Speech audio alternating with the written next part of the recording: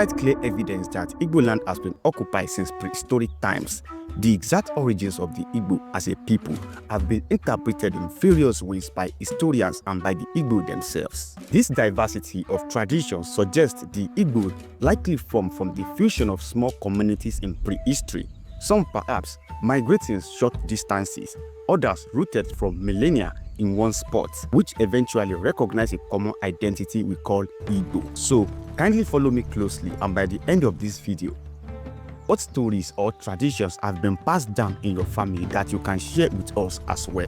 Please remember to do so in the comments, as I want this to be a conversation with all Igbo people and people who do not wish for African history to disappear around the world.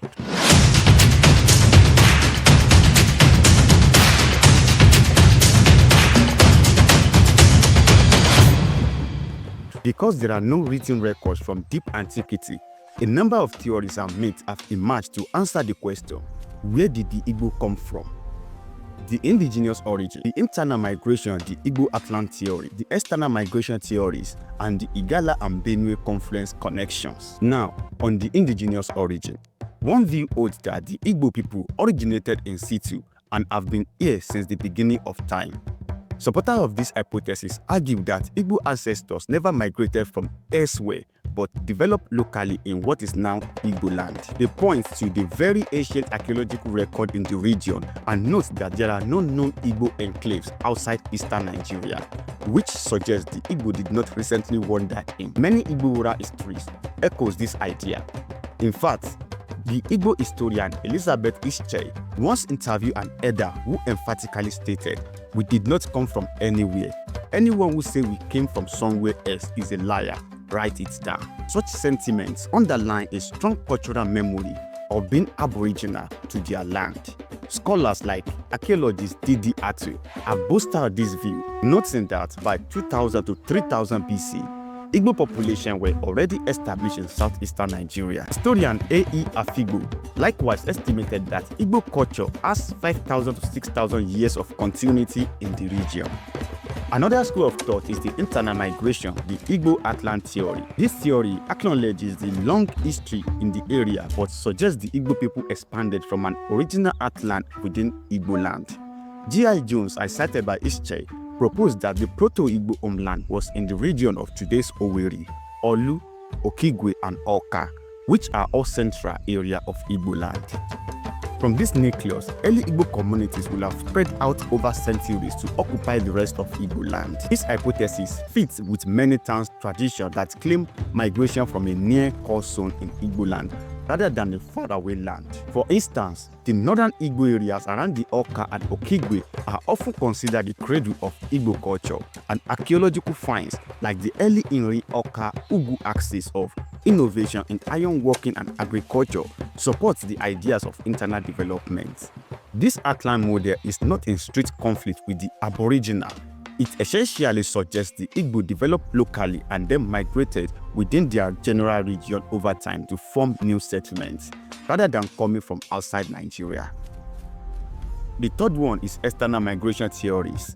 Earlier in the 20th century, some writers, including colonial-era anthropologists and even a few Igbo researchers, advanced theories that the Igbo originated from outside the region entirely.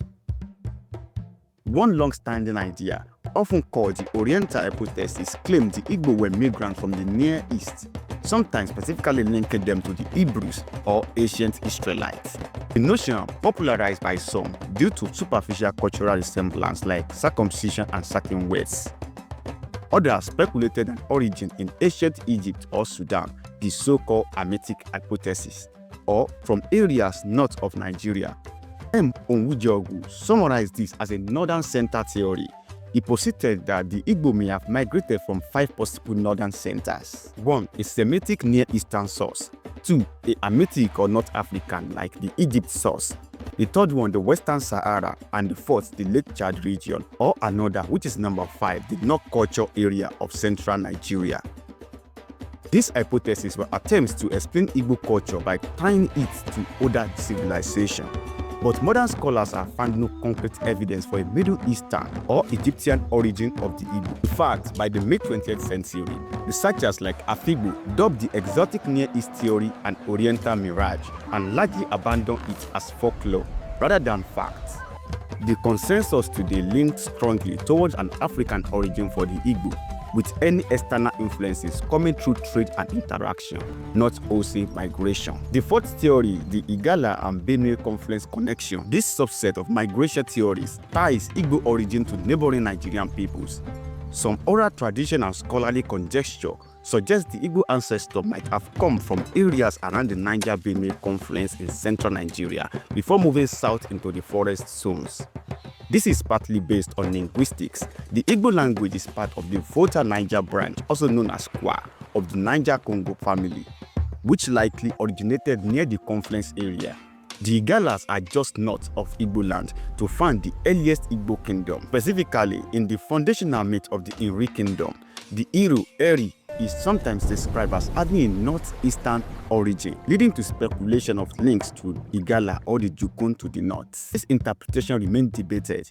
It is important to note that even if small groups migrated in or out at various times, the bulk of evidence still places the origin point of the Igbo family within the Igbo region itself. While other theories propose far-flung origin in Egypt or Israel, current evidence supports that the Igbo people indigenously evolved in their present homeland. Historian Edie Afibu aptly wrote, Igbo history was once terra incognita, but the diligent work of archaeologists and linguists in the last 50 years has grounded Igbo origins in authenticated history rather than myths. They said the cultural narratives are themselves an important part of Igbo identity. For example, many Igbo communities preserve oral histories of migration from somewhere, but these somewheres are often other Igbo areas, reflecting secondary dispersals rather than a single foreign origin. A good illustration is the case of the Mbaise subgroup in southern Igbo land. They proudly claim to be aboriginals, which means original inhabitants, and reject stories of migration, whereas other Igbo towns might have legends of coming from, say, an Igala ancestor or a Benin prince. This diversity of tradition suggests the Igbo likely formed from the fusion of small communities in prehistory, some perhaps migrating short distances, others rooted for millennia in one spot, which eventually recognize a common identity we call Igbo.